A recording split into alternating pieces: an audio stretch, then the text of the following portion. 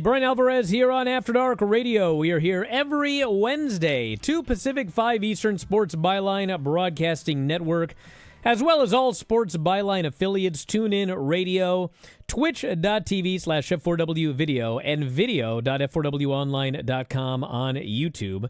And we got a very exciting show here today. We are going to be talking Atlantis with a special guest.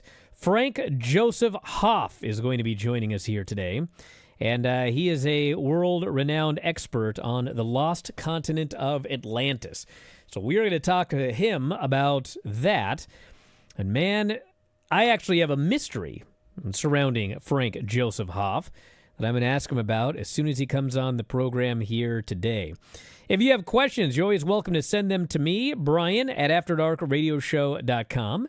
That is Bryan at AfterDarkRadioshow.com. You can also follow me on Threads, Instagram, and Cameo. Mostly professional wrestling, but who doesn't want to learn about pro wrestling? F4W Online, Threads, Instagram, and Cameo. At Bryan Alvarez on X and Blue Sky. And the text message line, if I have time to check them here today, 425-780-7566. But several months ago, I had heard about Atlantis and Frank Joseph Hoff's theory, and there ended up being a news article from just like 6 months ago about how they believe that they found what sounds eerily like Atlantis, and it turns out it's in the exact spot where Frank Joseph Hoff claims Atlantis is located. So we got a lot to talk about today on the show with our special guest, Frank Joseph Hoff. And we're going to kick it off after the break, everybody. Make sure you buckle up, because it's going to be a fun one here today. After Dark Radio, Sports Byline Broadcasting Network. We will be right back.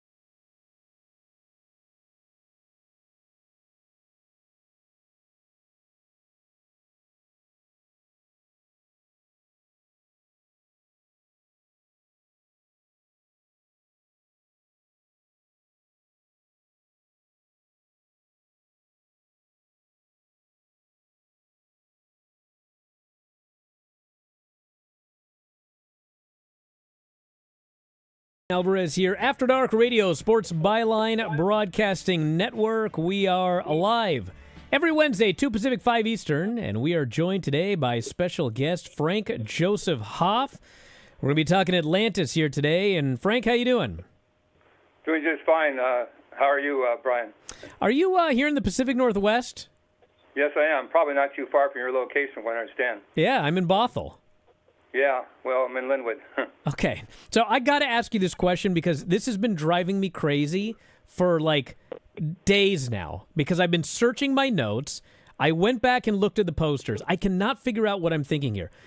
Did you make a speaker appearance at the Chehalis Flying Saucer Party?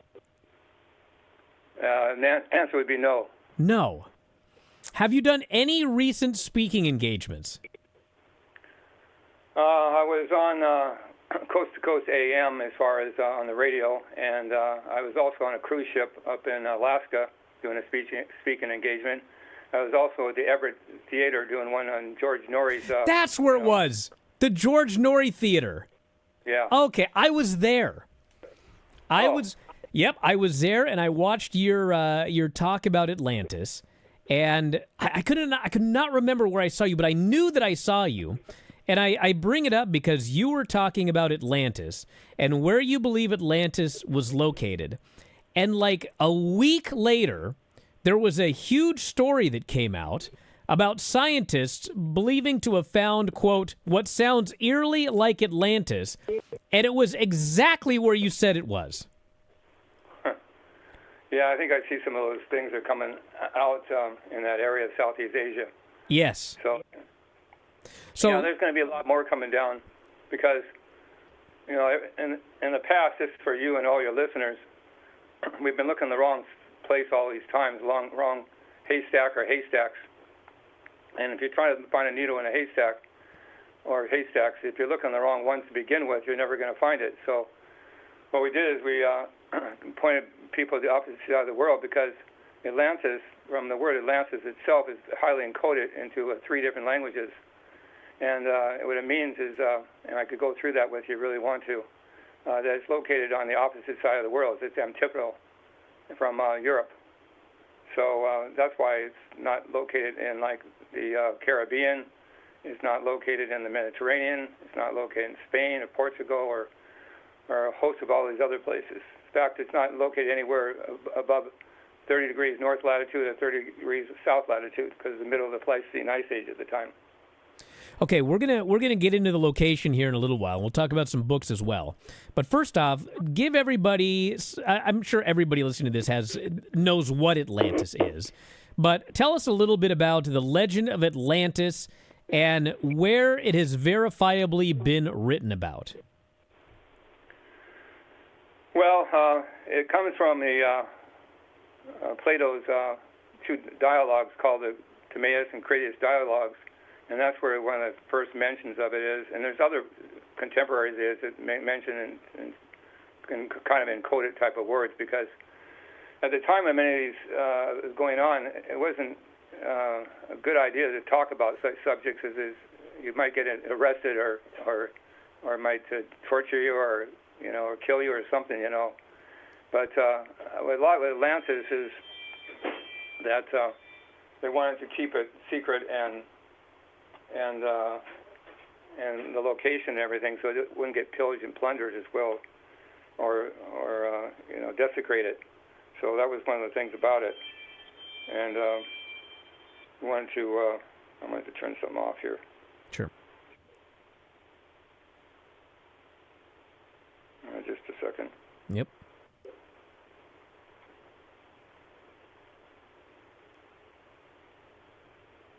We're talking Atlantis here today with Frank Joseph Hoff. That should take care of it. All right. So Plato wrote about it, and is it written about anywhere else in antiquity that we know of? Well, he got the story from Solon, the great lawgivers of Athens, and they got it from the Egyptian priests. We traced it to that, is where it came from, and then they got it from the Hindus, and the Hindus got it from the Atlanteans themselves. So we had kind of traced it back to that. So it's been a story that's been held secret for a while, and some of it's also because the Atlanteans wanted to keep it up to a level where the profane could understand it and digest it. So we had to get up to a certain level before it released the information. I represent the late Professor Auricio Nunes dos Santos, who passed away in 2005. And he wrote our book called Atlantis, the Lost Continent Finally Found. And the subtitle, the definitive localization of Plato or Plato's Lost Civilization. We also have a website, too. It's at www.atlan.org. It's the first 5 letters of Atlantis. It's a .org website.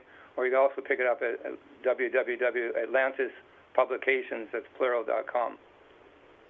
So Atlantis allegedly, I mean, the story that you hear is that it sunk, but it couldn't actually sink, correct? What happened to Atlantis? No, it didn't sink. It actually, it's at sea levels rose, so it's an optical illusion, because the continents float isotonically. That means that the Earth's crust and the mantle are in a state of gravitational equilibrium, and so continents float isostatically over molten magma, more or less like a ship over the seas, but the seas can rise as they did at the end of the Pleistocene Ice Age. And so if you're out in the vessel, it'll appear like Atlantis, the continent, sunk, but it actually is the sea levels rose anywhere from 130 to 150 meters. And it did so because of initially because of a tsunami, which is, by the way, not a tidal wave, but it's a harbor wave. And we had one up in Sendai, Japan, and also in Sendai Aceh in Sumatra back in 2011, I think. 4. Oh, 2004, yeah. Yeah. It was right around the time of Christmas time, around that time. But when the harbor wave goes in, the tsunami goes in, it also recedes too. And when it recedes, it will go back out. But it didn't go back out just it wasn't like a 20 or 30 meter high tsunami. It was like a 1,500 meter high tsunami. So it took out the continent. But then it receded, and then later on, you had a universal flood too. It wasn't just in that immediate low-lying area, but universally around the world. Because what the Professor Santos found out is that volcanoes can trigger on a ice age, and also can trigger one off. And so what this is, it triggered one off because, and that's why later on you had the universal flood around the whole world in shallow areas. So, but in that particular area, it's only 130 to 150 meters in height. And so if you drop that level of water, it would actually all appear again. But over time, because of the volcano, and in this case, it was a long time ago, it was a Toba volcano, but they rebuilt over, that was up in northern Sumatra, where they rebuilt over a period of 60,000 years to the advanced civilization called Atlantis proper, from Lemuria Atlantis to the Atlantis proper. And what happened is that the sea levels rose, but it's not only that, but when the Krakatoa volcano went off 11,600 years ago, it sent up a bunch of fly ash into the air.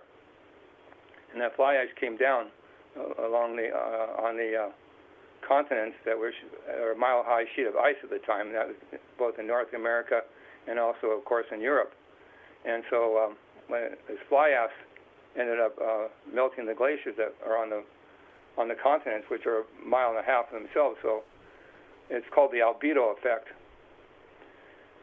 And when it melted all that ice, it had to go someplace, and it alleviated a bunch of water off the continents too. and that went into the sea. So all this pressure and seismic activity took place because it had to balance out over time. So then it rose to sea levels because it went in not only just in that immediate area, but more or less permanently over a period of maybe 1,000 years ago worldwide. So after it receded from the tsunami over the period of time, it came back, and then also you just see the vestiges of the area in question right now. All right, well, hold that thought. We'll be back to finish that up after the break. After Dark Radio, Sports Byline Broadcasting Network.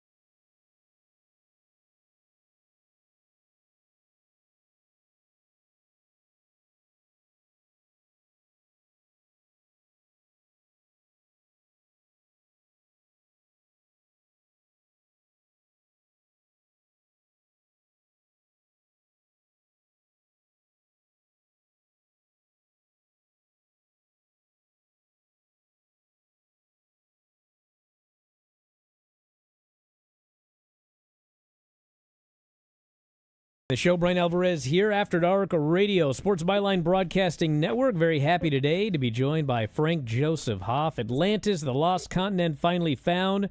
We were talking in the last segment about rising sea levels as opposed to Atlantis actually sinking. But, Plato's story, back then the claim was it sunk. And I guess his story was basically like a cautionary tale.